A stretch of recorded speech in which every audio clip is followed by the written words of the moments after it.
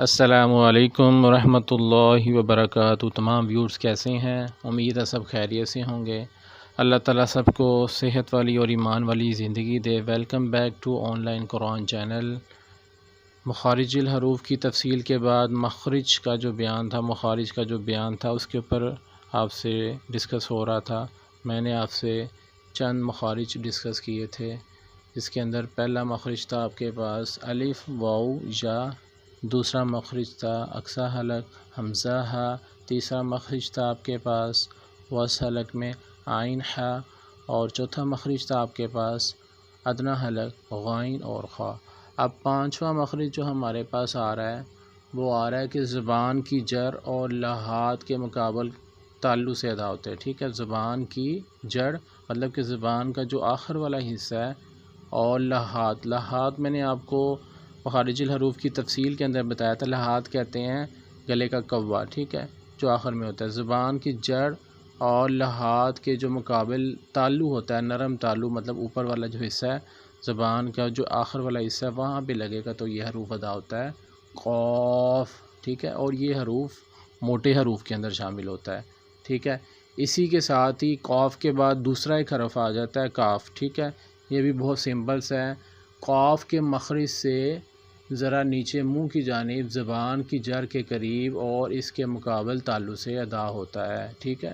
مطلب جو قاف کا ہم مخرج پڑھیں گے، جو قاف نقطے والے ہیں دو، اس کے بالکل تھوڑا سا اس سے نیچے ہٹ کے جو ہے یہ حروف کی ادائیگی ہوتی ہے، تھوڑا سا اس سے نیچے کی جانب کاف، ٹھیک ہے، اور یہ دونوں حروف جو ہیں حروف لحاظیہ کہلاتے ہیں، ٹھیک ہے۔ اس کے بعد اگلا مخرج ہے ہمارے پاس جیم شین اور یا۔ اس کی ادائیگی کیسے ہوتی ہے وہ آپ کو سٹرکچر کے اوپر بھی سمجھ لگ رہا ہوگا، باقاعدہ بتایا جا رہا ہے۔ زبان کا وسط مطلب کہ زبان کا درمیان والا حصہ اور اس کے مقابل تعلق کے ملاپ سے یہ تین حروف ادا ہوتے ہیں۔ زبان کا وسط حصہ، درمیان والا حصہ اور اس کے مقابل تعلق سے ادا ہوتے ہیں۔ جیم شین یا مطلب یہ کہ زبان کا درمیان والا جو حصہ ہے آپ نے اس کو اوپر جو اس کے مقابل تعلق ہے اس کے ساتھ لگانا ہے، تو یہ تین حروف ادا ہوں گے جیم شین اور یا، اور یہ تینوں حروف کو حروف شجریہ کہتے ہیں، ٹھیک ہے۔ اس کے بعد اگلا مخرج ہمارے پاس ہے ضاد کا، ٹھیک ہے۔ زبان کا حافہ یعنی مطلب حافہ کہتے ہیں کروٹ، جو زبان کا سائڈ والا حصہ ہوتا ہے، ٹھیک ہے۔ یہ حروف تھوڑا سا ٹیپیکل ہے تو اس کی پریکٹس زیادہ سے زیادہ کیجیے گا۔ بار بار جو بھی حروف ہے اس کو جو زبان کا دانتوں کا داڑھوں کا سٹرکچر کے ساتھ بتایا جا رہا ہے اس کو اس کی پوزیشن کے ساتھ اس کے ساتھ وہاں پہ لگائیں۔ زبان کا حافہ کروٹ جو ہے جب دائیں یا بائیں جانب دونوں طرف آپ کو بتایا تھا دانتوں اور داڑھوں کا سٹرکچر ہے، آپ کسی طرف بھی لگا سکتے ہیں، دائیں طرف لگا لیں یا بائیں طرف، رائٹ سائڈ پہ لگائیں یا لیفٹ سائڈ پہ لگائیں، وہ ڈیپینڈ کرتا ہے آپ کے اوپر۔ لیکن میں نے آپ کو پہلے بھی بتایا تھا کہ لیے آپ کے لیے زیادہ آسانی ہوتی ہے دائیں طرف، ٹھیک ہے۔ تو زبان کا حافہ کروٹ جب دائیں یا بائیں جانب والی 5 داڑھوں سے ملے تو یہ حروف ادا ہوتا ہے۔ مطلب یہ کہ جب ہمارا زبان کا سائیڈ والا حصہ جو ہے وہ آخری 5 داڑھوں کو ملے تو یہ حروف ادا ہوتا ہے۔